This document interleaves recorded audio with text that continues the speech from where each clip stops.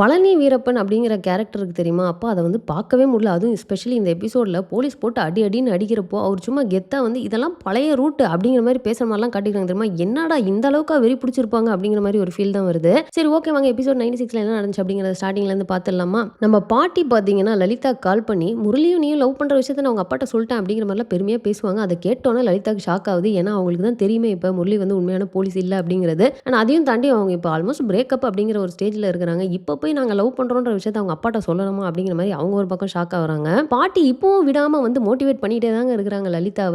உன் வாழ்க்கைய நீயே வந்து கெடுத்துக்கிறேன்னு நினைக்கிறேன். காலம் பூரா நீ வந்து கஷ்டப்பட போற அப்படின்ட்டு எவ்வளவோ முடிஞ்சதெல்லாம் சொல்லி பார்க்குறாங்க. நம்ம லலிதாக்கு இப்போ வரைக்கும் புரிய மாட்டேங்குது. அடுத்த சீசன்ல தான் புரியும் அப்படின்னு நினைக்கிறேன். நம்ம பழனி வீரப்பன் பார்த்தீங்கன்னா, ஐரா கிட்ட பெருசா நான் பார்த்துக்கிறேன். அங்க இருக்கிற இடத்துல மண்ண நான் அள்ளி கொண்டு வந்துடுறேன். நீங்க ஒண்ணும் கவலைப்படாதீங்கன்னு அங்க போய் அவர் பாட்டுக்கு வெறித்தனமா அங்க சீல் வச்சது எல்லாத்தையுமே பிச்சு போட்டு உள்ள லாரி அனுப்பி நீ மண் அள்ளுடா அப்படிங்கிறாரு. நம்ம ராஜாவும் அவங்க டீமும் பார்த்தீங்கன்னா இத கண்டுபிடிச்சு வந்து அந்த தாத்தாவ புடிச்சுட்டு போயிடுறாங்க.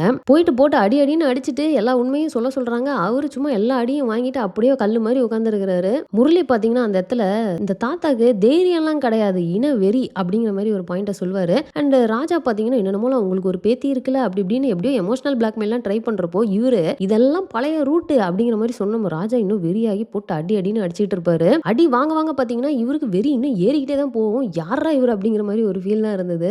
உன்னாலலாம் என்ன ஒண்ணுமே பண்ண முடியாது. எப்படி இந்த உயிர் போக தானே போகுது. அது என் சனத்துக்காக போகட்டும் அப்படிங்கிற மாரி பேசுறாருங்க. எப்பா இந்த மாரி ஒருத்தங்க இருந்தா என்ன ஆவறது அப்படிங்கிற ஒரு ஃபீல் தான். ஸோ இப்போ ஐராக்கு வந்து எப்படியாவது பணம் தேவை. ஏன்னா அவரு கிம்முக்கு கால் பண்ணி சாரி இந்த மாதிரி என்னால மண்ண நான் சொன்ன மாரி அனுப்ப முடியல அப்படின்னோன அவரு ரொம்ப டென்ஷன் ஆகி நான் இதை எதிர்பார்க்கவே இல்ல. பயங்கர டிசப்பாயிண்டட். இந்த மாதிரி ஃபியூச்சர்ல கூட எனக்கு உன்னோட டீலே வேணாம் அப்படின்னு சொல்லிட்டு கோவமா கட் பண்ணிடுறாரு. ஆனா இவர் எம்எல்ஏ சீட்டுக்கு இவருக்கு இப்ப காசு வேணுமே. அந்த பக்கத்துல இருந்து கால் பண்ணி காசு ரெடியான்னு வேற கேக்குறாங்க. இப்பதாங்க புதுசா ஒரு கேரக்டர் உள்ள கொண்டு வராங்க. அந்த பேர் இதுக்கு முன்னாடி சொன்னதில்லைன்னு நினைக்கிறேன். ருத்ராவை வந்து நம்ம கான்டாக்ட் பண்ணுவோம். பண்ணி நம்ம இந்த வேலையை பார்த்துடலாம் அப்படிங்கிறாங்க. யாரா அந்த ருத்ரா? ஏன்னா அந்த பேரை சொன்னோன்னு பார்த்தீங்கன்னா ஐராவோட ஒய்ஃப் அங்க சுத்தி இருக்கவங்க எல்லாம் பதறி அடிச்சுட்டு என்னது ருத்ராவா வேணாம் வேணாம் அப்படிங்கிற மாதிரி வராங்க. பேர்பட்ட ஆள் யாரா இருப்பாரு அப்படிங்கிற ஒரு ஃபீலிங் தான் இருக்குது. அது நம்ம வெயிட் பண்ணி தாங்க அடுத்த வாரம் பார்க்கணும். ஸோ இப்போ நம்ம ஐரா என்ன பண்றாரு அப்படின்னு பார்த்தீங்கன்னா கௌதம்கிட்ட இருந்து அந்த ஆடியோ ரெக்கார்டிங் வாங்கிக்கிட்டு நேரா கமிஷனர்கிட்ட போறாரு. அவரு எப்படா ராஜாவை ஏதாவது பண்ணலாம் அப்படின்னு அவர் வெயிட் பண்ணிட்டு இருந்ததுக்கு ஏத்த மாதிரி இவர் இந்த ரெக்கார்டிங்கை அவர்கிட்ட ப்ளே பண்ணி காட்டுறாரு. நம்ம கமிஷனரும் அடிச்சுறா ஜாக்பாட் அப்படிங்கிற மாதிரி இது போதும் இதை வச்சு அவனை நான் மொத்தமா முடிச்சு விட்டுறேன் அப்படின்னு சொல்லிட்டு செம ஹாப்பி ஆயிடுறாரு. ஏன்னா முரளி வேற அவங்க பொண்ணை லவ் பண்றாரு. ஆல்ரெடி ராஜா மேல கோவம். ரெண்டு பேரும் அட் அ டைம்ல வந்து மாற்றத்துக்கு ஒரு சான்ஸ் கிடைச்சது அப்படின்னா இவர் எப்படிங்க விடுவாரு. ஸோ நெக்ஸ்ட் வீக் வந்து 100 எபிசோட்ஸ் வந்துடும். எனக்கு தெரிஞ்ச அடுத்த வாரத்தோட இந்த சீசன் முடிஞ்சிடும் அப்படின்னு நினைக்கிறேன். ஸோ